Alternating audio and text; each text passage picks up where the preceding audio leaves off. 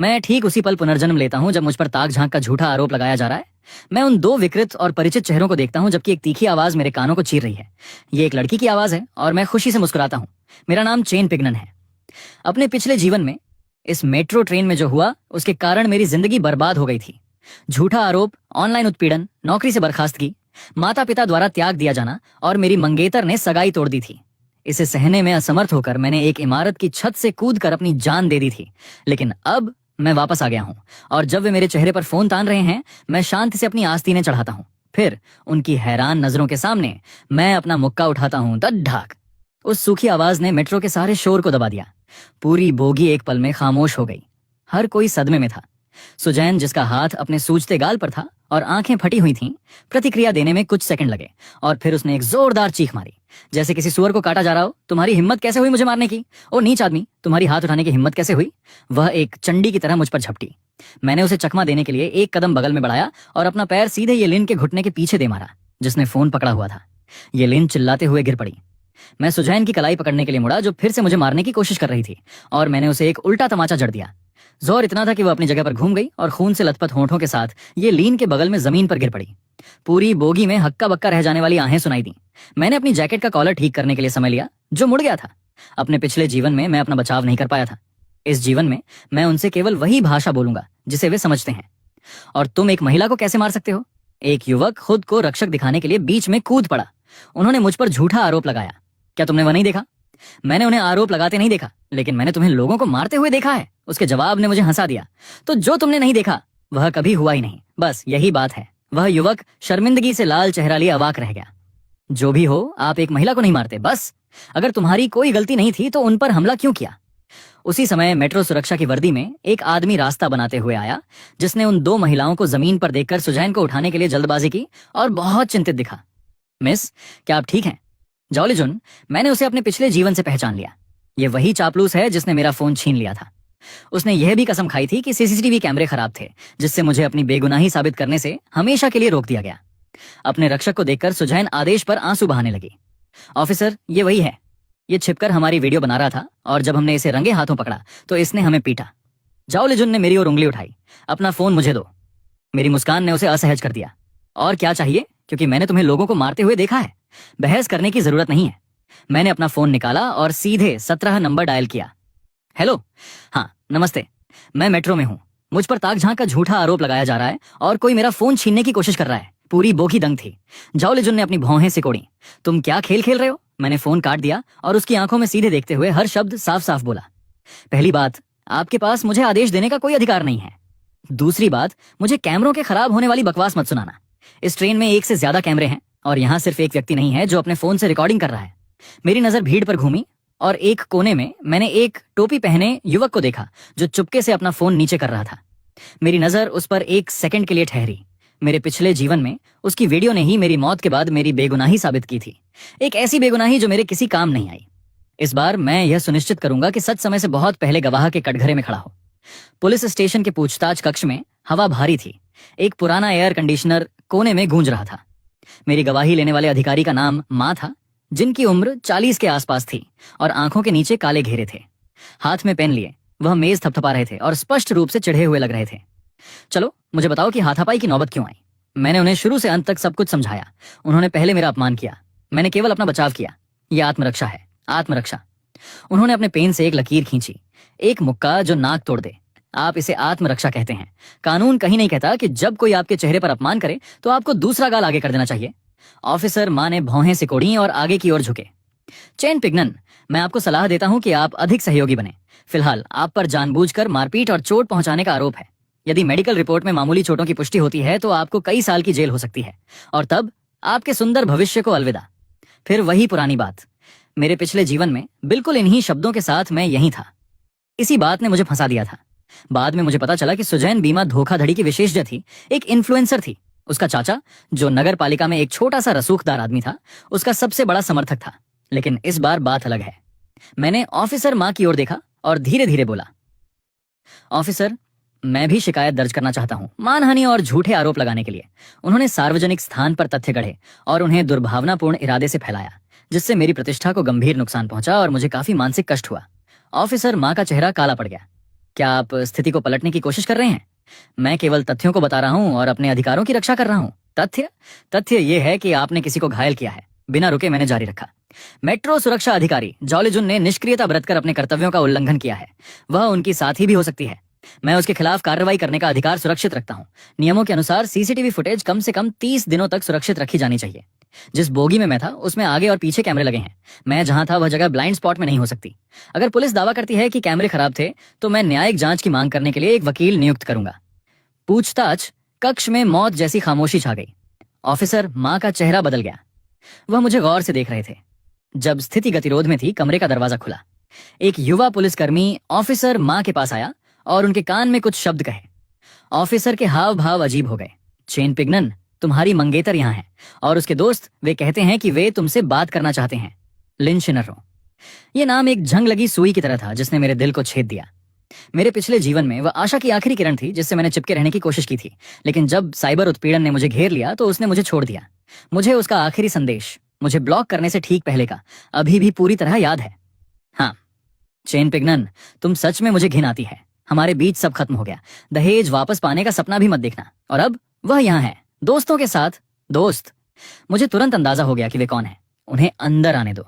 दरवाजा खुलता है। सबसे आगे लिन शिनरो, सफेद कपड़े पहने, हल्का और सलीके वाला मेकअप, रोती हुई आंखें, और उसके पीछे वह आदमी। जिस क्षण वह अंदर आया, हवा चिपचिपी हो गई। जाड़ा फांग, कॉलेज का एक सहपाठी, एक नया अमीर जिसका परिवार जमीन हड़पने के धंधे से अमीर हुआ था, और वह उस तरह का आदमी था जो लिन शिनरो के आसपास मक्खी की तरह मंडराता रहता था। उसने बहुत फैशनेबल कपड़े पहने थे। पूछताछ। कक्ष की मध्यम रोशनी में उसकी कलाई पर बंधी रिचर्ड मिल घड़ी चमक रही थी। उसे देखकर मैं मुस्कुराया। बिल्कुल सही। मेरे पिछले जीवन के सभी दुश्मन यहां जमा हैं। जैसे ही शिनरो ने मेरी हथकड़ियां देखी, उसके आंसू बहने लगे। पिगनन, तुम किसी को कैसे मार सकते हो? क्या तुम्हें अंदाजा है कि यह बात कितनी बढ़ गई है? जैसे ही उसने मुंह खोला, वह मुझ पर आरोप लगा रही थी। मैंने कुछ नहीं कहा, बस उसे नाटक करते हुए देखता रहा। बगल में उस ढोंगी ने बोलना शुरू किया। इंटरनेट पर हंगामा मच गया है। वे कह रहे हैं कि तुम एक परवर्ट और हिंसक व्यक्ति हो। तुम क्या चाहते हो कि शिनरो अपना चेहरा कैसे दिखाए?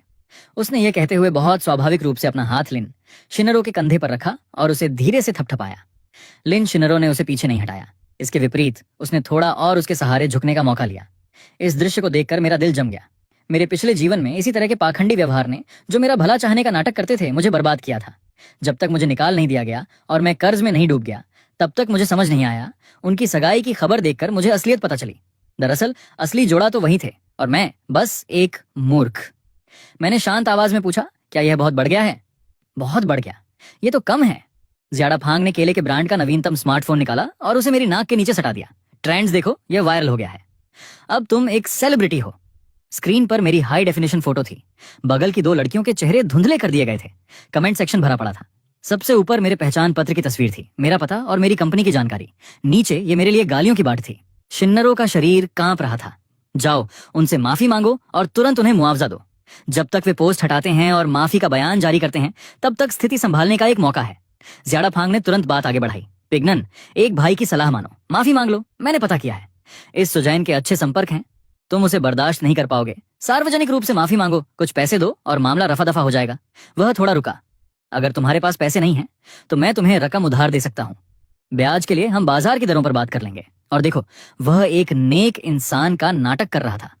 बाजार की दरें, शायद सूदखोरों वाली दरें। मुझे अंदाजा था। पिगनन, तुमने सुना? यह देखकर कि मैं कोई प्रतिक्रिया नहीं दे रहा हूं, लिन शिनरो और भी बेचैन हो गई। ज्यादा फांग तुम्हारी मदद करने के लिए तैयार है। तुम किसका इंतजार कर रहे हो? इसे खत्म करो, जल्दी स्वीकार कर लो। क्या तुम तभी खुश होगे जब कंपनी तुम्हें निकाल देगी? उसका चेहरा निराशा और डर का मुखौटा था। तो मेरी बेगुनाही और मेरी गरिमा एक नौकरी से कम कीमती थी। उसे मेरी प्रतिष्ठा की जरा भी परवाह नहीं थी। उसे बस इस बात का डर था कि इसका असर उस पर न पड़े। पूछताछ। कक्ष का दरवाजा फिर से खुला। ऑफिसर मां हाथ में एक फाइल लिए अंदर आए और उसे मेज पर पटका। चेन पिगनन, यह रहा आपसी समझौते का दस्तावेज। दूसरा पक्ष 5 लाख युआन का मुआवजा और एक माफी की वीडियो मांग रहा है। अगर तुम मान जाते हो और दस्तखत करते हो तो मामला बंद हो जाएगा। 5 लाख। मेरे पिछले जीवन में भी यही रकम थी। बिल्कुल इसी तरह उन्होंने मुझे दस्तखत करने के लिए मजबूर किया था। मैंने समझौते को नजरअंदाज करते हुए लिन शिनरो की ओर देखा और धीरे धीरे बोला, लिन शिनरो, क्या तुम मुझ पर विश्वास करती हो? वह ठिठक गई। पूछताछ। कक्ष में मौत जैसी खामोशी छा गई। हर कोई उसे देख रहा था। क्या तुम्हें विश्वास है कि मैंने छिपकर वीडियो नहीं बनाया? क्या अब इस बारे में बात करने का कोई मतलब है? चाहे तुमने वीडियो बनाया हो या नहीं, क्या यह महत्वपूर्ण है? अब हर किसी ने देख लिया है कि तुमने किसी को मारा है। क्या तुम थोड़े समझदार नहीं बन सकते? महत्वपूर्ण नहीं? मैं हंसा। तो मेरी बेगुनाही उसकी नजरों में कोई मायने नहीं रखती थी। जाड़ा फांग आगे बढ़ा, मुझे एक विजेता की नजर से देख रहा था। पिग्नन, शिनरो भी तुम्हारा भला चाहती है, थोड़े समझदार बनो। आज के समाज में सच का कोई महत्व नहीं है, महत्व इस बात का है कि लोग क्या मानते हैं। उसने समझौता उठाया और दस्तखत वाली जगह पर अपनी उंगली से थपथपाया, जैसे कि वह मुझ पर उपकार कर रहा हो। 5 लाख के लिए साइन करो, मैं तुम्हें भेज दूंगा। तुम बाद में मुझे उधार की रसीद दे देना और एक माफी का वीडियो रिकॉर्ड कर लो। चलो कुछ अच्छे शब्द बोलो, अपना थोड़ा घमंड छोड़ो। एक आदमी को झुकना आना चाहिए। दरवाजे की झिड़ी से 2 महिलाओं सुजैन और ये लिन की संतुष्ट हंसी सुनाई दी। और मैं सोचती थी कि यह अड़ियल है। आखिरकार यह भी दूसरों की तरफ फुस्सा हो गया। पूरे 5 लाख। इस बार हमने जैकपॉट मारा है। आज रात हम सबसे महंगे जापानी रेस्तरां में खाना खाएंगे। हम इस बेचारे को घुटनों पर लाकर भुगतान करवाएंगे। उसकी आवाज तेज नहीं थी, लेकिन हर शब्द सुई की तरह था। फिर भी हर कोई अनसुना करने का नाटक कर रहा था। ऑफिसर मां ने मेज पर जोर से हाथ मारा। साइन करो और जल्दी, हमारा समय बर्बाद मत करो। मैंने अपने सामने इन लोगों को देखा। जाड़ा फांग अपने पैसे से मेरी गरिमा को कुचलना चाहता था। मेरी मंगेतर मुझे अपना दोष स्वीकार करने के लिए दबाव डाल रही थी। वे लोग जो सच को तोड़ मरोड़ रहे थे। और उन 2 महिलाओं को भी नहीं भूलना चाहिए जो दरवाजे के पीछे पहले से ही अपनी जीत का जश्न मना रही थीं। उन्होंने मुझे कदम दर कदम खाई में गिराने के लिए अपना जाल बुना था, लेकिन इस बार वे सिर्फ सपना ही देख सकते थे। मैंने पेन उठाया। ये देखकर लिन, शिनरो और जाड़ा फांग ने राहत की सांस ली। ऑफिसर मां अपनी कुर्सी पर पीछे झुक गए। कलाई के एक तेज झटके के साथ मैंने पेन को मेज पर जोर से पटक दिया। इस समझौते पर मैं हस्ताक्षर नहीं करूंगा। 5 लाख, 1 पैसा भी नहीं। माफी की वीडियो अपने सपनों में देखना। माहौल जम गया। चैन पिग्नन, तुम पागल हो गए हो। लिन शिनरो सबसे पहले चिल्लाई। क्या तुम्हें परिणामों का अंदाजा है? मैं देख रहा हूं कि तुम केवल डंडे की भाषा समझते हो। ऑफिसर मां ने मेज थपथपाई और चिल्लाए, कोई है? चूंकि यह समझौते से इनकार कर रहा है, इसे हथकड़ी लगाओ और हिरासत में ले लो। 2 युवा पुलिसकर्मी तुरंत हथकड़ी लेकर आगे बढ़े।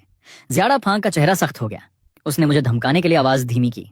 चैन पिग्नन, मैंने तुम्हें एक मौका दिया था। चूंकि तुम मेरा बढ़ाया हुआ हाथ ठुकरा रहे हो, तो अगर मैं हमारी सालों की दोस्ती भूल जाऊं तो शिकायत मत करना। मैं यह सुनिश्चित करूंगा कि तुम जेल में बहुत बुरा वक्त बिताओ। मैं घृणा से विकृत उसके चेहरे को देख रहा था। मेरे भीतर केवल प्रतिशोध की एक लहर दौड़ रही थी। मुझे हिरासत में लोगे? बहुत अच्छा, मैंने खुद अपनी कलाइयां आगे कर दी। लेकिन मुझे हथकड़ी लगाने से पहले मेरा सुझाव है कि आप कुछ दिलचस्प देख लें। अभी मैंने अपनी बात पूरी ही की थी कि पूछताछ कक्ष का दरवाजा एक जोरदार आवाज के साथ झटके से खुला। एक अधेड़ उम्र का व्यक्ति जिसने पुलिस कमिश्नर की वर्दी पहनी थी अंदर दाखिल हुआ। उसका चेहरा चौकोर था और उसमें एक स्वाभाविक अधिकार था। उसके पीछे 2 मातहत थे जिनके हाथों में रिकॉर्डर थे। उसे देखते ही ऑफिसर मां ऐसे उछला जैसे उसे बिजली का झटका लगा हो। कमिश्नर जी ने, आप यहां क्या कर रहे हैं? कमिश्नर जी ने कहे जाने वाले उस व्यक्ति ने उसकी ओर देखा तक नहीं। वह सीधे कंप्यूटर की ओर गया और अपने अधीनस्थ को आदेश दिया, शेन शेंग, वह वीडियो ढूंढो जिसे न्याय कभी अनुपस्थित नहीं होता।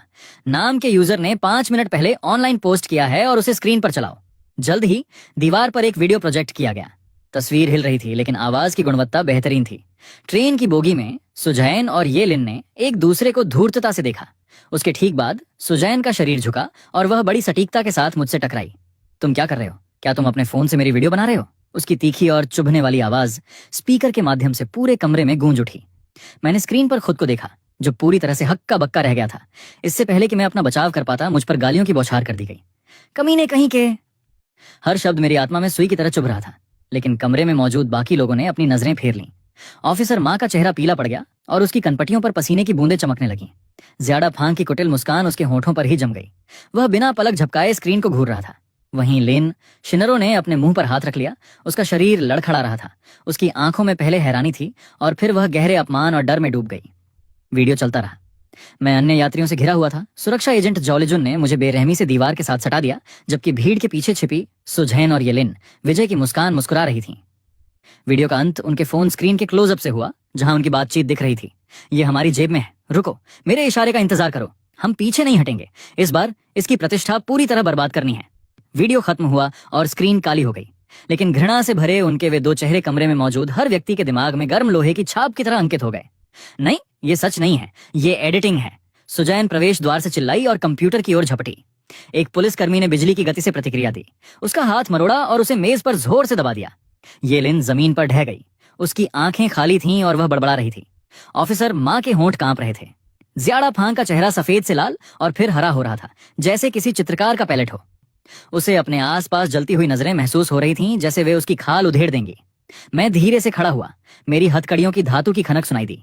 डायरेक्टर जने, क्या आपको अब भी मेरे कबूलनामे की जरूरत है? डायरेक्टर जने की नजर पूरे कमरे में घूमी और फिर मुझ पर टिक गई। इसकी हथकड़ियां खोल दो। कांपते हुए ऑफिसर माँ ने मुझे आजाद किया। मेरी कलाइयां आजाद होते ही उन पर पड़े गहरे लाल निशान साफ दिखाई दे रहे थे। डायरेक्टर जेनी की नजरें और सख्त हो गईं। माँ बाउगो, ऑफिसर माँ, उसके घुटने जवाब दे गए और वह भारी आवाज के साथ जमीन पर गिर पड़ा। आपके मामले में अनुशासन समिति के साथी आपसे मिलने आएंगे। अब अपना यह बैज उतार दो। माँ बाउगो पूरी तरह से टूट गया, जैसे कोई रद्दी का ढेर हो।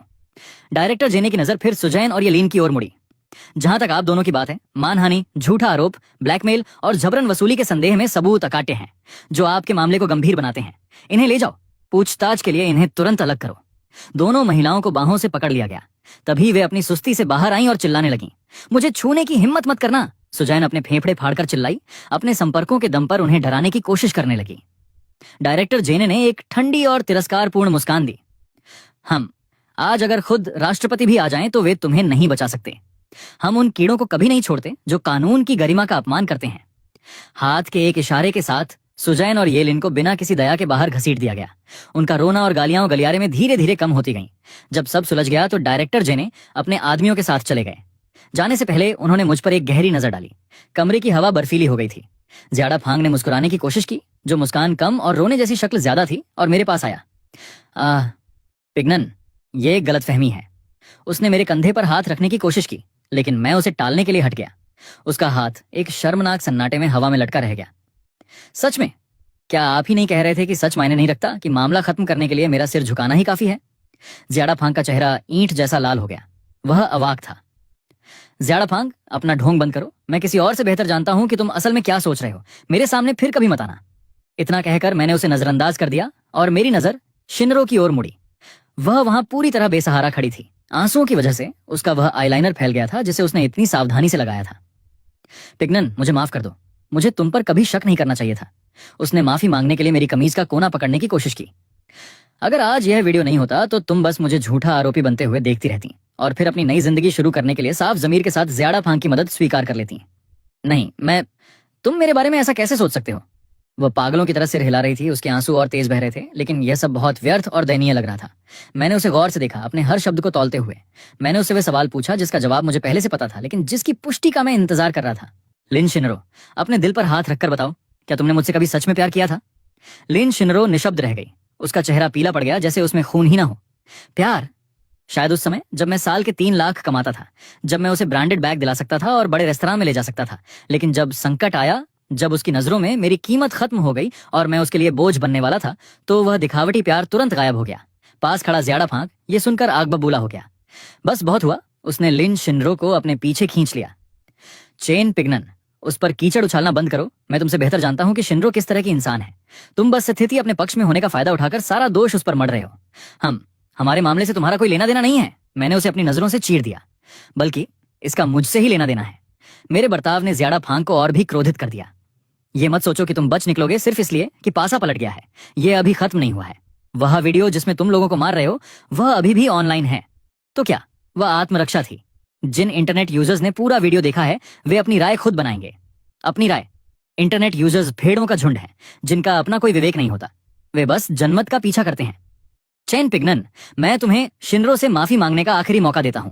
बदले में मैं इस मामले को दबाने में तुम्हारी मदद कर सकता हूं, वरना ऑनलाइन लिंचिंग की दूसरी लहर के लिए तैयार रहो। इतना कहकर उसने रोती हुई लिन शिनरो को पकड़ा और जाने के लिए मुड़ा। दरवाजे पर पहुंचकर लिन शिनरो ने, जैसे उसने हार न मानी हो, मुड़कर मुझे देखा।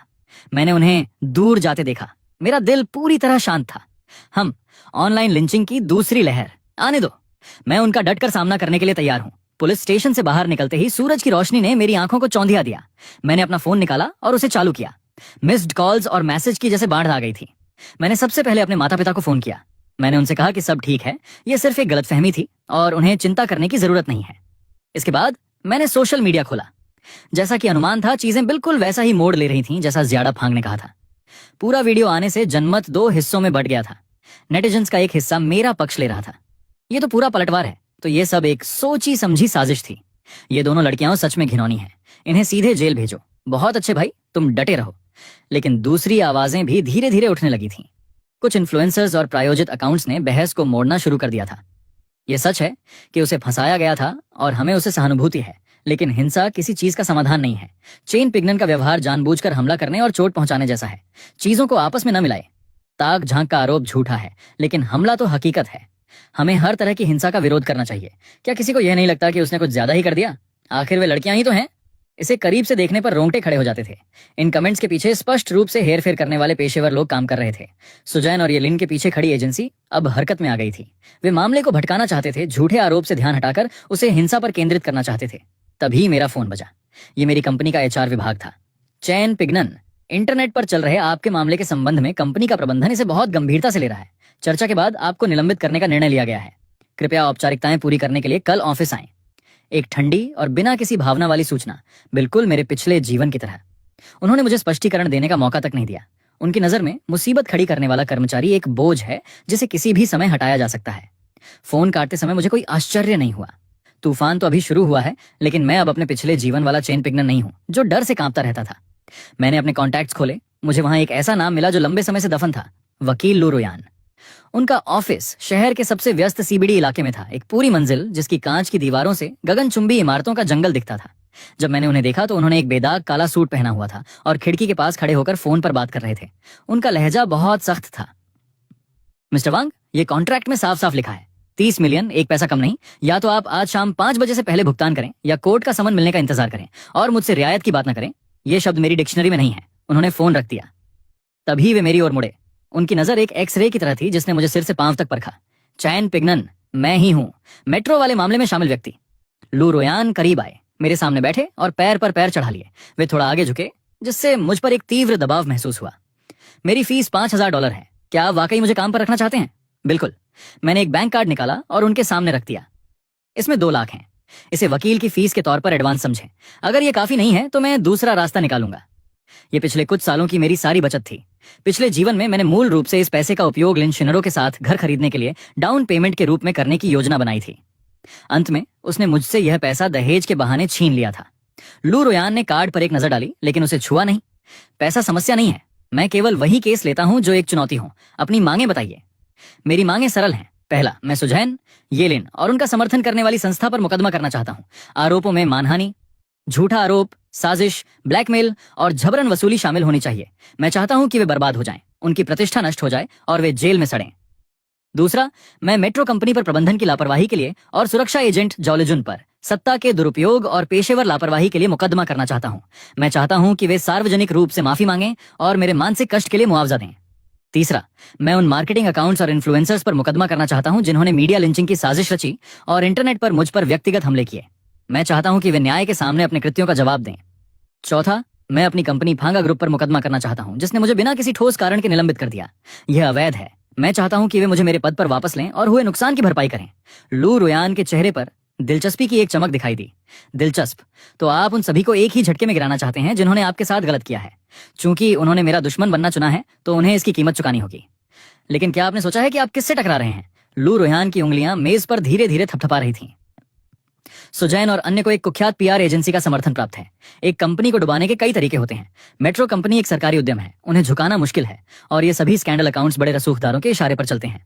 जहां तक आपकी कंपनी फांगा ग्रुप की बात है, इस शहर में सेक्टर लीडर बनने के लिए क्या आपको लगता है कि उनके अधिकारियों के ऊंचे संपर्क नहीं होंगे? क्या आपको वाकई विश्वास है कि आप जीतेंगे? मुझे विश्वास है, इसीलिए मैं आपके पास आया हूं। लू रोयान उस व्यक्ति के उत्साह के साथ मुस्कुराए जिसे आखिरकार अपनी टक्कर का कोई मिल गया हो। आपको ऐसा क्यों लगता है कि मैं आपकी मदद कर सकता हूं? क्योंकि आप लू रोयान हैं, शहर के सबसे अच्छे और सबसे महंगे वकील। 5 साल का करियर, सैकड़ों मुकदमे और एक भी हार नहीं। आपकी विशेषज्ञता असंभव को संभव बनाने में है। ये सब मैंने अपने पिछले जीवन में खुद को बचाने के रास्ते तलाशते हुए सीखा था। दुर्भाग्य से उस समय मेरे पास परामर्श के लिए भी पैसे नहीं थे। ऐसा लगता है आपने मेरे बारे में अच्छी रिसर्च की है। लू रोयान की मुस्कान और चौड़ी हो गई। लेकिन सिर्फ मुझे जानना काफी नहीं है। मुझे यह जानना होगा कि आपके पास क्या तुरुप का इक्का है। मेरे पास जो तुरुप का इक्का है वह है सच। मैंने उनके सामने एक यूएसबी ड्राइव सरका दी। इसमें पूरा वीडियो और कुछ अन्य जानकारी है जो मैंने खोजी है। लू रोयान ने अपनी भौहें उठाईं। उन्होंने ड्राइव को अपने लैपटॉप से जोड़ा। फाइलों में वीडियो के अलावा एक दस्तावेज भी था। उस दस्तावेज में विस्तार से बताया गया था कि कैसे सुजैन और येलिन ने पिछले 1 साल में 3 अन्य पुरुषों को ब्लैकमेल करने के लिए झूठे एक्सीडेंट और स्कैम किए थे। इसमें तारीखें, स्थान, पीड़ितों की पहचान और वसूली गई रकम का पूरा विवरण था। मैंने यह सब केवल अपने पिछले जीवन की यादों के आधार पर इकट्ठा किया था। उस जीवन में ये पीड़ित अपनी प्रतिष्ठा के डर से चुप रहे और मामला दबाने के लिए भुगतान कर दिया। उनकी कायरता ने सुजैन और दूसरों के अहंकार को और बढ़ा दिया था। इस जीवन में मैं उन सब को बेनकाब करूंगा। लू रोयान जितना ज्यादा पढ़ते गए, उनकी आंखें उतनी ही चमकती गईं। ओह, ये सब आपने कैसे हासिल किया? ये मायने नहीं रखता। महत्वपूर्ण यह है कि क्या यह जानकारी हमारे लिए हथियार बन सकती है। हथियार से भी बढ़कर। लू रोयान ने दस्तावेज बंद किया। उनका चेहरा बेकाबू उत्साह से भरा था।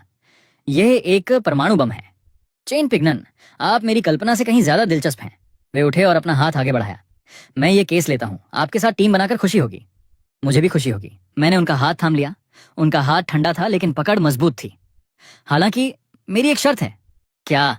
अब से आपको मेरे हर निर्देश का सख्ती से पालन करना होगा। आप मीडिया से जो कुछ भी कहेंगे वह पहले मुझसे स्वीकृत होना चाहिए। मैं नहीं चाहता कि मेरा क्लाइंट कोई अनियंत्रित और गुस्सैल व्यक्ति बने। कोई समस्या नहीं है लू रोयान। बढ़िया। लू रोयान ने अपने डेस्क का फोन उठाया। एमएस, जनसंपर्क और कानूनी विभागों को सूचित करें। मीटिंग बुलाएं। हमारे पास एक बड़ा कॉन्ट्रैक्ट है। मुझे पता था कि मेरा पलटवार वास्तव में इसी क्षण से शुरू हो रहा था। तूफान बस आने ही वाला था। लू रोयान की कार्यक्षमता अद्भुत थी। एक ही दिन में उन्होंने सारी तैयारियां पूरी कर लीं। अगली सुबह 4 वकीलों के पत्र एक साथ सुजैन के संस्थान, मेट्रो प्रबंधन, फांगा ग्रुप और करीब 1 दर्जन स्कैंडल अकाउंट्स के संचालकों को भेजे गए। इसके तुरंत बाद रुयान ने मेरे नाम पर एक प्रेस कॉन्फ्रेंस आयोजित की।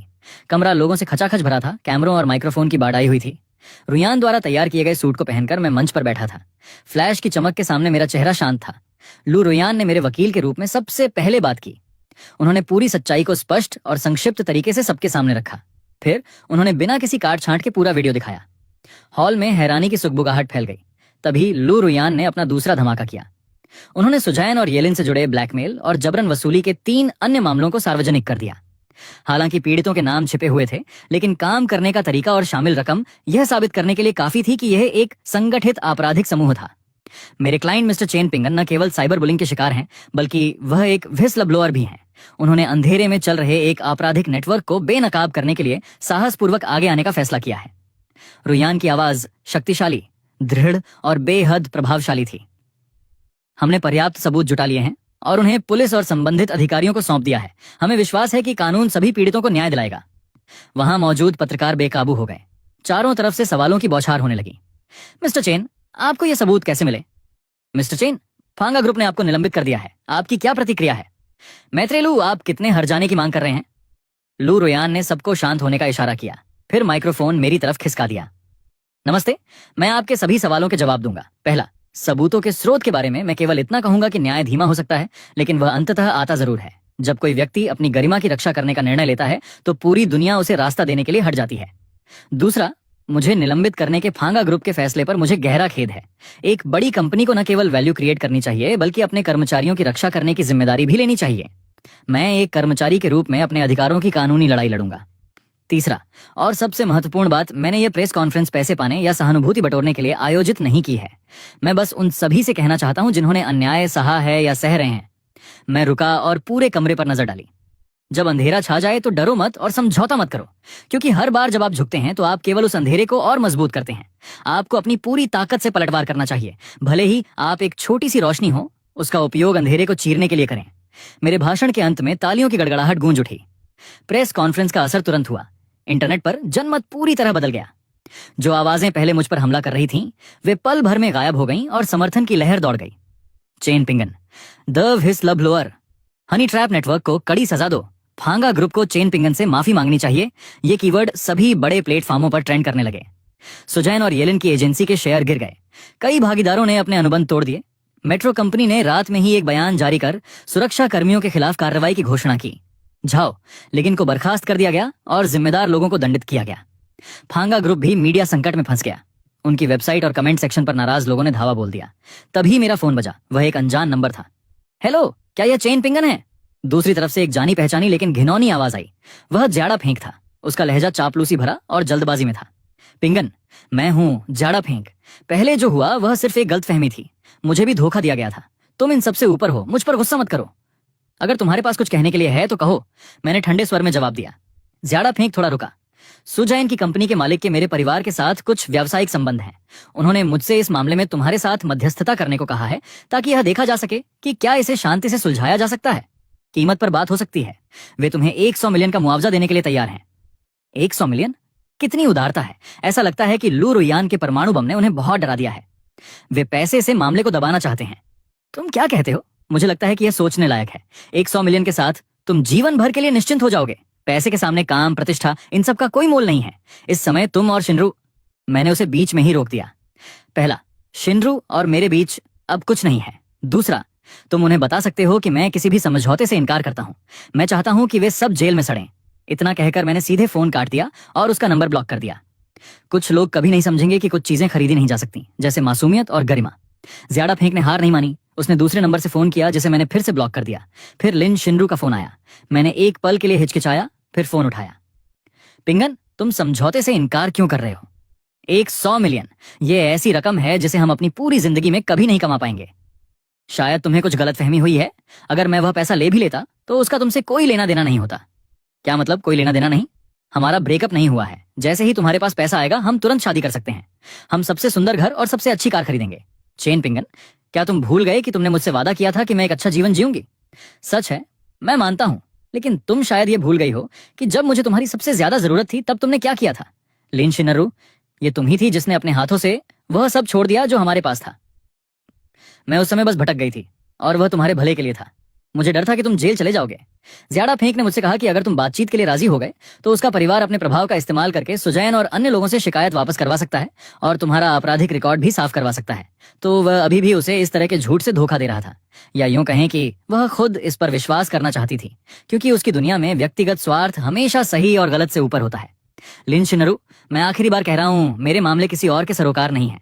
हमारे बीच सब खत्म हो चुका है। अब मुझे परेशान मत करना। चेन पिंगन, तुम कमीने, तुम एहसान फरामोश। तुम्हें लगता है कि तुम ज्यादा फेंक के बिना जीत गए? तुम कुछ भी नहीं हो, तुम पछताओगे। वह फोन के दूसरी तरफ पागलों की तरह चिल्ला रही थी। बिना एक शब्द कहे मैंने फोन काट दिया। पछतावा? मुझे केवल एक ही बात का पछतावा है कि मैंने अपने पिछले जीवन में उसका असली चेहरा पहले क्यों नहीं देखा। कुछ दिनों बाद सभी आरोपियों को अदालत के समन सौंप दिए गए। लू रुयान सामूहिक मुकदमा चलाने के लिए 3 अन्य पीड़ितों के साथ शामिल हो गए। मुकदमे के दिन अदालत के बाहर पत्रकारों की भारी भीड़ थी। कोर्ट रूम में मैंने वही पुराने चेहरे देखे। सुजैन और येलिन कैदियों की वर्दी में थीं। उनके चेहरों से सारी अकड़ गायब हो चुकी थी। उनकी एजेंसी का मालिक, एक अधेड़ उम्र का चिपचिपा सा आदमी, पीला पड़ गया था। मेट्रो कंपनी का प्रतिनिधि, फांगा ग्रुप का कानूनी सलाहकार और मार्केटिंग अकाउंट्स के जिम्मेदार लोग सब सिर झुकाए बैठे थे। मेरी तरफ देखने की हिम्मत नहीं कर पा रहे थे। ज्यादा फेंक और लिन शिनरू दर्शकों के बीच बैठे थे। ज्यादा फेंक शायद ये देखने आया था कि क्या उसके परिवार के संबंध काम आएंगे, जबकि लिन शिनरू को शायद अब भी लग रहा था कि मैं मान जाऊंगा। सुनवाई एक तरफा जीत थी। लू रुयान द्वारा तैयार किए गए सबूतों का जखीरा पूरा और अचूक था। Video, audio recording, bank transfer statement, chat के स्क्रीनशॉट, हर सबूत आरोपियों के लिए एक गहरे आघात जैसा था। उनके वकील बेबस थे। उनकी दलीलें कमजोर और हास्यास्पद थीं। अपने अंतिम बयान में सुजैन और येलिन फूट फूट कर रोने लगीं और माफी मांगने लगीं। उन्होंने दावा किया कि वे कुछ समय के लिए अंधी हो गई थीं और सुधार का एक मौका चाहती थीं। मैं पत्थर की तरह अडिग रहा। माफी के लिए अब बहुत देर हो चुकी थी। जब वे मुझ पर सबसे गंदी गालियों से हमला कर रहे थे, जब वे मेरा जीवन बर्बाद करने के लिए जनता को गुमराह कर रहे थे, तब उन्होंने मुझे मौका क्यों नहीं दिया? अंतिम फैसला आया। सुजैन और येलिन को मानहानि, झूठे आरोप और ब्लैकमेल के लिए दोषी पाया गया और 8 साल की जेल की सजा सुनाई गई। एजेंसी के मालिक को मुख्य अपराधी मानते हुए 12 साल की सजा मिली। उसकी सारी अवैध कमाई जब्त कर ली गई और उस पर भारी जुर्माना लगाया गया। अन्य कर्मचारियों को भी सजा मिली। मेट्रो कंपनी, फांगा ग्रुप और शामिल मार्केटिंग अकाउंट्स को सार्वजनिक माफी मांगने और मुझे मानसिक प्रताड़ना व आय की हानि के लिए कुल 3 मिलियन युआन का हर्जाना देने का आदेश दिया गया। जज का हथौड़ा बजा। मैंने राहत की एक लंबी सांस ली। मेरे पिछले जीवन का अन्याय आखिरकार इस क्षण धुएं की तरह उड़ गया। जब मैं अदालत से बाहर निकला तो सूरज चमक रहा था। लिन शिनरू मुझे रोकने के लिए दौड़ती हुई आई। पिंगन, क्या हम सच में वापस नहीं जा सकते? मैंने उसके सजे धजे चेहरे को देखा और वह मुझे अचानक एक अजनबी जैसा लगा। मैंने कोई जवाब नहीं दिया और बिना रुके उसके पास से निकल गया। थोड़ी दूर पर ज्यादा फेंक अपनी स्पोर्ट्स कार में बेसब्री से हॉर्न बजा रहा था। यही वह दुनिया है जिससे वह ताल्लुक रखती है और मेरी दुनिया में अब उसके लिए कोई जगह नहीं है। चेन पिंगन, 1 मिनट रुको। लू रुयान ने मुझे पुकारा। उन्होंने मुझे एक दस्तावेज थमाया। यह फांगा ग्रुप का माफीनामा और एक नियुक्ति पत्र है। उन्होंने तुम्हें तुम्हारे पद पर वापस बहाल कर दिया है और वे तुम्हें नए संकट प्रबंधन विभाग के निदेशक के रूप में नियुक्त करना चाहते हैं। सालाना वेतन पुराने से 3 गुना ज्यादा है। फांगा ग्रुप का नियुक्ति पत्र, सुनहरे अक्षरों में छपा हुआ, बड़ी ईमानदारी का प्रतीक। संकट प्रबंधन विभाग के निदेशक, 1 मिलियन सालाना। किसी भी कर्मचारी के लिए ये एक ऐसा लालच है जिसे ठुकराना नामुमकिन है। ये उनकी गलती सुधारने का तरीका था और मुझे फिर से अपने साथ जोड़ने का भी, क्योंकि मुझ जैसा प्रतिभाशाली व्यक्ति जिसने अकेले ही इतना बड़ा मीडिया तूफान खड़ा कर दिया और सुरक्षित बाहर निकल आया, उसके जनसंपर्क कौशल प्रमाणित थे। तुम्हें क्या लगता है? रुयान की नजरें खोजी थीं। मैंने नियुक्ति पत्र और माफीनामा वापस फोल्डर में रख दिया। मैत्रेलू, क्या आप मेरी तरफ से उन्हें जवाब दे सकते हैं? मैं माफी स्वीकार करता हूँ। जहां तक नौकरी के प्रस्ताव की बात है, मैं उनकी सराहना करता हूँ, लेकिन मैं वापस नहीं जाऊंगा। लू रुयान थोड़ा हैरान हुए। क्यों? यह एक बेहतरीन अवसर है, शान से वापस जाना और उन सभी का मुंह बंद करना जिन्होंने तुम्हारा अपमान किया। क्या यह सुखद नहीं है? यह सुखद है, लेकिन यह काफी नहीं है। मैंने दूर शहर की इमारतों को देखा। एक कंपनी के मूल्य फांगा ग्रुप ने सच्चाई की जांच करने के बजाय परेशानी शुरू होते ही मुझे छोड़ने का फैसला किया। यह उस कंपनी की संस्कृति के बारे में बहुत कुछ बताता है। वहां कर्मचारी किसी भी समय कुर्बान किए जाने वाले प्यादे हैं और मुनाफा हमेशा सबसे ऊपर रहता है। ऐसी जगह पर सबसे ऊंचे पद और सबसे ज्यादा वेतन के साथ भी मैं कभी शांत नहीं रह पाऊंगा। और सबसे महत्वपूर्ण बात, इस घटना के बाद मैं अब दूसरों के लिए काम नहीं करना चाहता। अपने पिछले जीवन में मैंने बहुत मेहनत की, यह सोचकर कि अपना सर्वश्रेष्ठ देना ही सुनहरे भविष्य के लिए काफी है। अंत में एक अप्रत्याशित आपदा ही सब कुछ राख करने के लिए काफी थी। इस नए जीवन में मैं अपने लिए जीना चाहता हूँ। मैं अपने हाथों से अपनी कंपनी बनाना चाहता हूँ, एक ऐसी कंपनी जो जिम्मेदार और मानवीय हो। लू रुयान कुछ सेकंड के लिए चुप रहे, फिर मुस्कुराए। मैंने तुम्हारे बारे में गलत नहीं सोचा था। तुम महत्वाकांक्षी हो। तुम्हारी योजना क्या है?